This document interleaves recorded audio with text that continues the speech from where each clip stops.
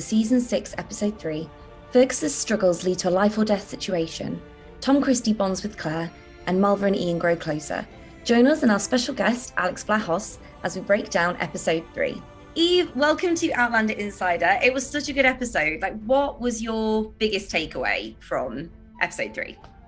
Oh, the biggest takeaway, I think, was just Fergus' storyline this episode. We really got to the root of his drinking problem, and there was that really important moment towards the end with him and Jamie, and him sort of deciding to keep going, essentially, and not sort of giving in to his demons.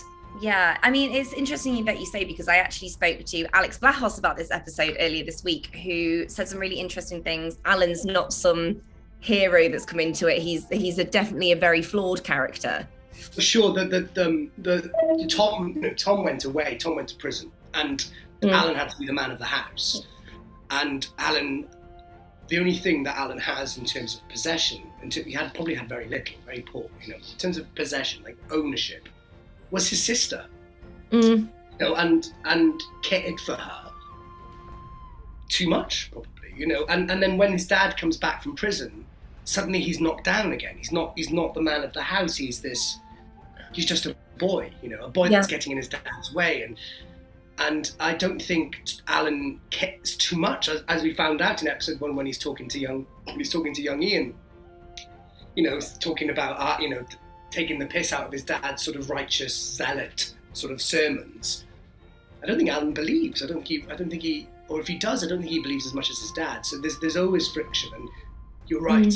They're all incredibly flawed, which is a joy to play, because if it's too black or white, then it's boring, isn't it? Tom's hand's fixed, good for him, and he can finally beat Malva, who is also a very complicated character. I think she obviously wants to learn from Claire, and she obviously wants this life that they have, and it's difficult that she's got to die. There's that really sweet moment where I think it's somebody says that, calls her Claire's apprentice, and her face kind of lights up, like she wants to be Claire's apprentice so bad, even though she hasn't learned much yet, but she's like, oh, I'd like that sort of reaction. So she kind of wants to join the family and sort of become part of Frasers Ridge, I think, in a way that maybe Tom and Alan aren't so interested in. Yeah, and it seems like she's getting really close to young Ian as well. Like, there seems like there's maybe like a romance brewing there, but it's like, I think that her family is going to be what keeps her back here, and I think that's demonstrated when we just see that Tom's hand's healed and he's beaten straight away with apparently no context. I don't think we even get a reason. Yeah, and it kind of, I think that just indicates that maybe this is a common thing. It happens all the time. She's just used to it. And if anyone was wondering about why Alan is crying outside, whether it's because he's upset that this is happening to his sister, or it's like his lack of power over it, this is what Alex had to say. Tom's hand is fixed and he can beat Malva again, and you're outside crying. But I mean, is that because... Yeah, listening, but you're obviously in distress. But is that like a power thing, or is it like you want to protect your sister, or like what's at play there?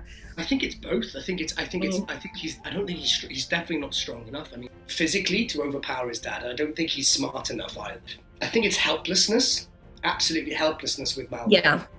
Also, Alan and Malva are super close for those reasons. So I think it's someone hurting someone that he absolutely loves, not being able to do anything about it, and realising that actually his dad just wanted the operation done so he could beat her again. I think it's kind of twisted. Alan's main goal in all of this is sort of super objective, is to not be on Frasers Ridge, but not be anywhere near his father either. So I think his main goal is to run away. So I think it's more fuel for Alan's fire to more decisions to leave, basically. Fergus' storyline, I feel like he's sort of come out of that now, which is great, and he's accepted that he's not to blame for any of it. And I really love as well how the episode looks at the children of the community accepting their son, Henri Christian, as well. And that was such a sweet scene where they all had to touch his face to check that he was, because I guess they did have those superstitions back in the day, as rough as it is to think about it. Yeah, I mean, I remember when the first season 6 pictures came out and we saw Roger carrying the baby from the river and just getting kind of both excited and a bit nervous about this storyline being shown because it is such a dark one. After seeing Marcelly and Fergus's really tender moment in the last episode, seeing him kind of just react so badly to the birth of his son, it was just really hard to watch. But as you said, at the end of the episode, everything sort of comes back together and Henry Christian is sort of accepted.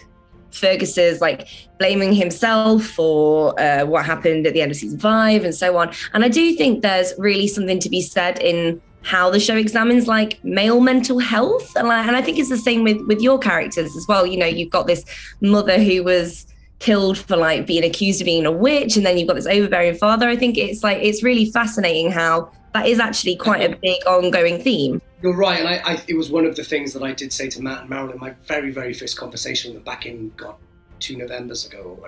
And I always want to come on to roles like this with respect on both sides. You know, I never want to find out later down the line by episode 4 or 5 that Alan is being done a dirty or whatever. Right. So it was, for me, it was always about talking to them really matter-of-factly about Alan's demons, you know, and the grey. Not the black and the white, but the grey that Alan has. He's clearly conflicted and terrorised, and he's got a lot, and he's very, very flawed, and wanting to make sure that was done justice, I guess, you know, because I feel like sometimes, especially on shows like this, you know, I am super aware that Outlander is the Jamie, can be seen as the Jamie and Claire show.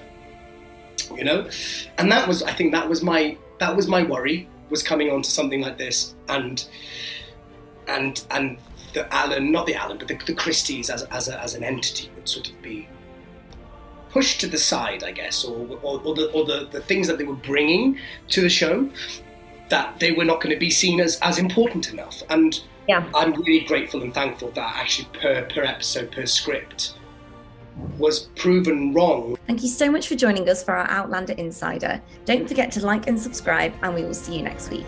Bye.